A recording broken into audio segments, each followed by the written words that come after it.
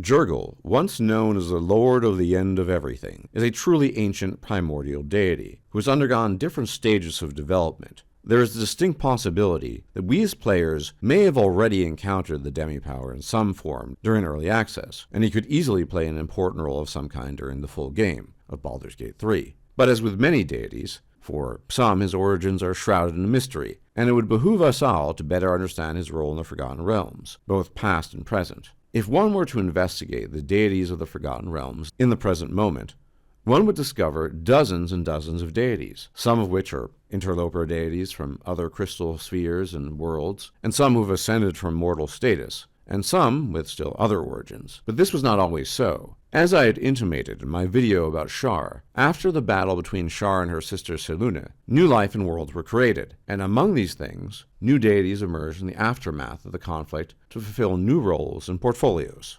Jergal, although we cannot know 100% with no direct accounting of this, was almost certainly one of these deities that emerged from the primordial chaos untold millennia ago, as a result of the conflict between Shar and her sister. At this time, he was a greater deity, the most powerful category of god, and bore several portfolios as his domains: death, the dead, undeath, tyranny, and dusk, and he was known as the Lord of the End of Everything.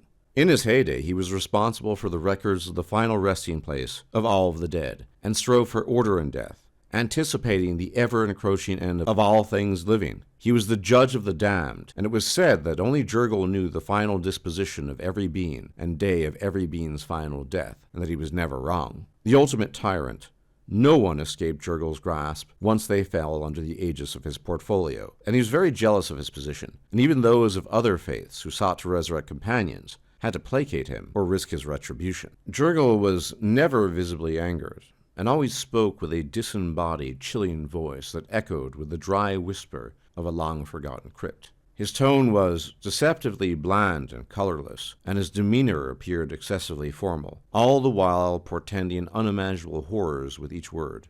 In ancient days, Jergal was often depicted as a wizened, insubstantial mummy of some primordial race. Jergal's appearance could only be called alien. His skin was gray and stretched tightly across his frame. He had lifeless, bulbous eyes and insectoid mandibles, giving off the appearance of a cross between a humanoid and a praying mantis. His ears and nose could barely be seen, and he wore a cloak of utter lightlessness that seemed to absorb its very surroundings. He clutched a thick scroll covered with intricate, incomprehensible script and a freshly inked quill in his hands. Where Jergal trod, wasting and enervation followed, and he had absolute control and mastery of the undead.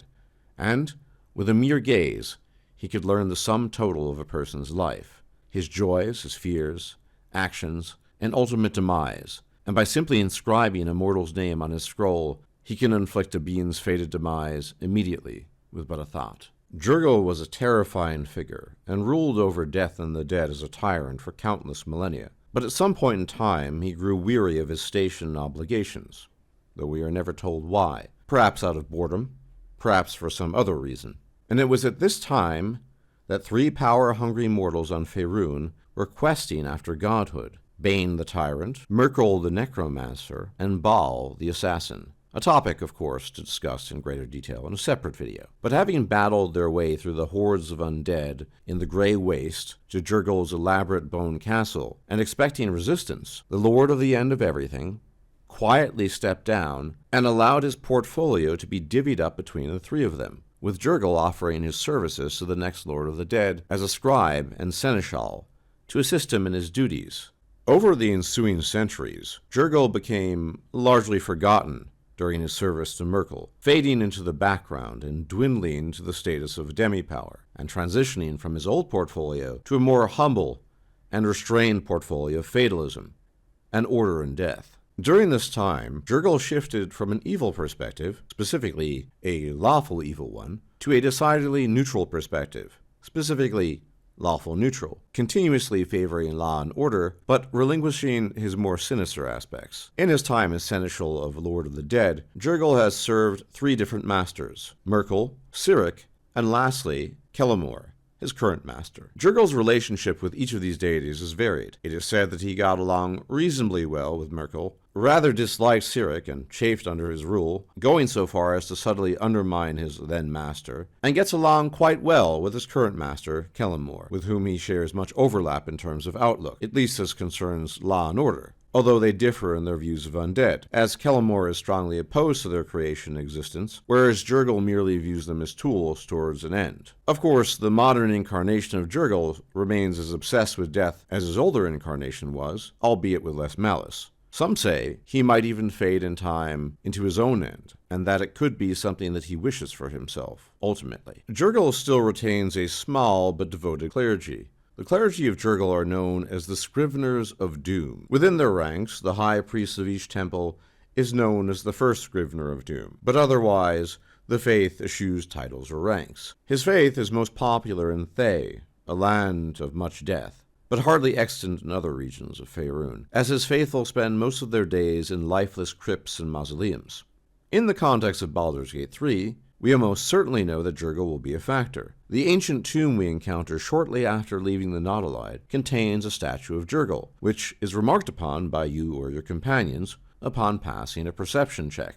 Although I have to admit that I take personal issue with the randomness of the remark, because any of the companions, even the ones not trained in history or religion, simply know Jergal upon passing a skill check. It's just a little odd, especially considering how obscure he is as a deity.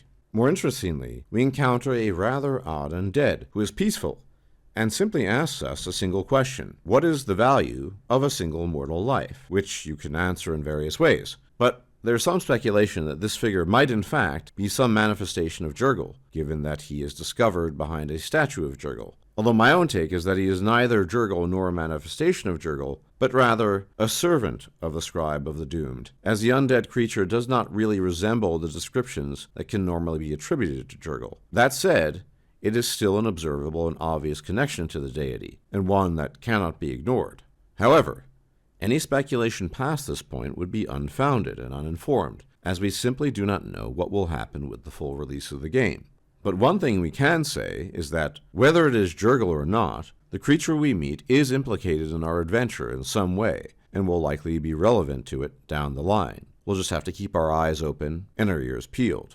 As always, thank you for tuning in. Please leave a like, comment, and subscribe, as it really helps the channel out a lot, and I will check you out next time. Take care.